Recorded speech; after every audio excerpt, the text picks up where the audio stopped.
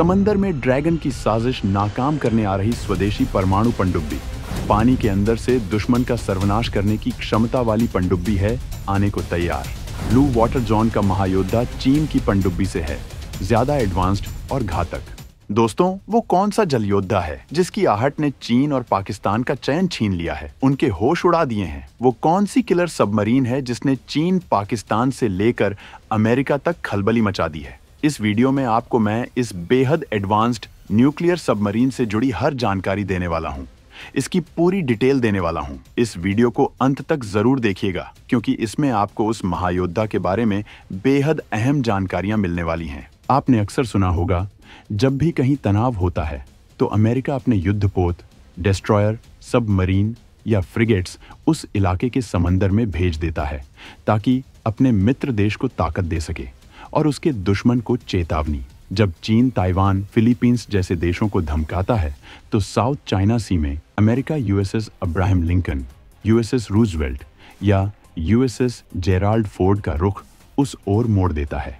ऐसा इसलिए क्योंकि समुद्री ताकत से किसी भी इलाके में कोहराम मचाना ज्यादा आसान है। दुश्मन को संभलने का मौका भी नहीं मिलता और समंदर से ही उसकी जमीन पर हमला हो जाता है। जलमेव यस्य बलमेव तस्य, यानी जो समुद्र पर नियंत्रण रखता है वो सर्वशक्तिमान है। इस महामंत्र के साथ भारत सर्वशक्तिमान बनने के लिए समंदर में अपनी ताकत लगातार बढ़ा रहा है। भारत की नजर मक्कार चीन और दुष्ट पाकिस्तान पर है, जो कब पीठ पीछे वार कर दे नहीं मालूम। अब तो दोनों मक्कारों ने समुद्र में भी सहयोग और साझेदारी का चैप्टर शुरू कर दिया है। दुष्ट चीन हिंद महासागर में लगातार अपनी घुसपैठ बढ़ा रहा है। आपने पिछले दिनों सुना होगा कैसे चीन के तथाकथित रिसर्च शिप ने श्रीलंका और मालदीव में डॉक किया था।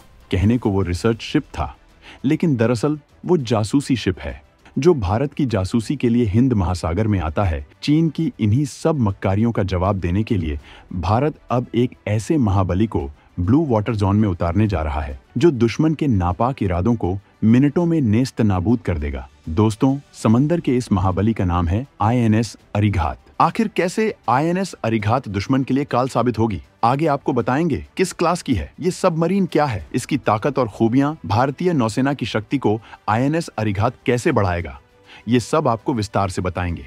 बस आप इस वीडियो को अंत तक जरूर देखिएगा। परमाणु ईंधन से चलने वाली और परमाणु मिसाइल से लैस है INS अरिघात SSBN पनडुब्बी है। SSBN टर्म परमाणु ईंधन और परमाणु बैलिस्टिक मिसाइल से लैस पनडुब्बी के लिए इस्तेमाल होता है। INS अरिघात भारत की दूसरी SSBN है। भारत की पहली SSBN INS अरिहंत है। INS अरिहंत को 2009 में लॉन्च और 2016 में कमीशन किया गया INS अरिहंत का अपग्रेडेड वर्जन है। INS अरिघात का कोड नेम S3 है। 7 साल पहले नवंबर 2017 में INS अरिघात को लॉन्च किया गया था। इस दौरान इसे कड़े परीक्षण से गुजरना पड़ा।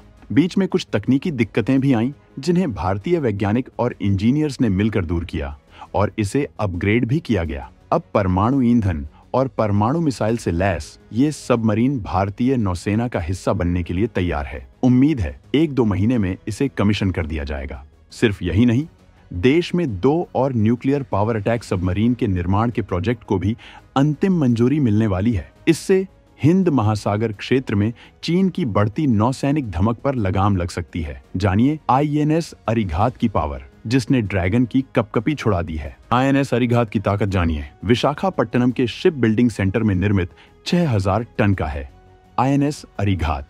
इसकी लंबाई 111.6 मीटर है। K-15 DRDO की बनाई SLBM यानी Sagarika submarine launched ballistic missile है। मिसाइल के लिए 4 वर्टिकल लॉन्च सिस्टम लगाए गए हैं। 82.5 MW का pressurized light water reactor engine पानी के अंदर, स्पीड 24 नॉट्स, सतह पर स्पीड 10 नॉट्स। समंदर में अपनी ताकत चौगुनी करने के लिए भारतीय नौसेना ने तगड़ी तैयारी की है। समंदर में कैसे बढ़ रही है ताकत? भारत अपना तीसरा SSBN 7000 टन का INS अरिदमन भी बना रहा है। INS अरिदमन 3500 किलोमीटर रेंज की K4 मिसाइलों से लैस होगा। INS अरिदमन अगले साल नौसेना में कमीशन होगा। भारत चौथा SSBN 90,000 करोड़ रुपए की एडवांस्ड टेक्नोलॉजी वेसल परियोजना के तहत बना रहा है। ये K4 मिसाइल से लैस होगा। 13,500 टन और 190 MW रिएक्टर की ताकत वाले SSBN बनाने की भी योजना है। इसके अलावा भारत जल्द ही परमाणु ईंधन से चलने वाली पारंपरिक और गैर परमाणु हथियारों से लैस 2 सबमरीन को बनाने के प्रोजेक्ट को जल्द ही मंजूरी दे सकता है। ये दोनों पनडुब्बियां टॉर्पीडो, एंटी शिप और लैंड अटैक मिसाइलों से लैस होंगी। लगभग 40,000 करोड़ रुपए की इस परियोजना को बार बार की जांच और संबंधित कई मंत्रालयों के विचार के बाद अंतिम मंजूरी के लिए अब पीएम की अगुवाई वाली कैबिनेट सुरक्षा समिति के सामने रखा गया है। पहले प्रोजेक्ट 77 के तहत 6,000 टन की 6 SSN या हंटर किलर पनडुब्बियों को बनाया जाना था। बाद में इनकी संख्या को घटाकर केवल 2 कर दिया गया। सूत्रों के मुताबिक इन 2 अटैक सबमरीन बनाने में 1 दशक का समय लगेगा, जो लगभग 95% स्वदेशी होंगी, जबकि अगली 4 पनडुब्बियों को बाद के चरण में मंजूरी दी जाएगी। फिलहाल भारत की पनडुब्बियों की ताकत की बात करें तो इंडियन नेवी के पास इस समय भारत के पास एक SSBN INS Arihant 16 diesel electric पनडुब्बी, 6 रूस की किलो क्लास पनडुब्बी, 4 जर्मनी की HDW पनडुब्बी, 6 फ्रांस की बनी स्कॉर्पियन पनडुब्बी। दूसरी ओर चीन के पास पहले से ही 60 पनडुब्बियां हैं और वो तेजी से और अधिक निर्माण कर रहा है। चीन के बेड़े में 6 जिन श्रेणी के SSBN शामिल हैं, जो JL-3 मिसाइलों से लैस हैं, जिनकी स्ट्राइक रेंज 10,000 किमी है। चीन के पास 6 SSN हैं। चीन और पाकिस्तान भूमि सीमाओं के बाद समुद्री इलाके में भी सांठगांठ कर रहे हैं।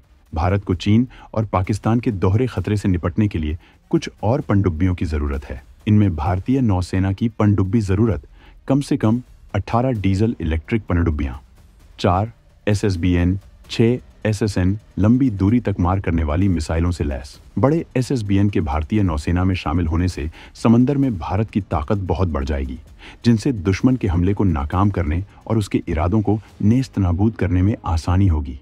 दूसरी तरफ SSN की अपनी भूमिका और खूबी है। ये पानी के अंदर छिपकर लंबी दूरी तक तेज गति से जाकर दुश्मन पर अटैक कर सकती है। ये काबिलियत डीजल इलेक्ट्रिक पनडुब्बियों में नहीं होती, क्योंकि उन्हें अपनी बैटरी को रिचार्ज करने के लिए ऑक्सीजन की जरूरत होती है, जिसके लिए उसे हर कुछ दिनों पर सतह पर आना पड़ता है। जब तक भारत अपनी SSN नहीं बना लेता, तब तक उसे रूस की अकुला क्लास SSN से काम चलाना पड़ेगा, जो 2026 में लीज पर मिलेगी। इसे लेकर रूस के साथ 2019 में $3 बिलियन का समझौता हुआ था। इसमें 2 राय नहीं कि भारतीय नौसेना में INS अरिघात के शामिल होने के बाद भारत की जमीन, हवा और समुद्र से परमाणु मिसाइल दागने की क्षमता को मजबूती मिलेगी। साथ ही हिंद महासागर में चीनी नौसेना की धमक पर भी लगाम लगेगी।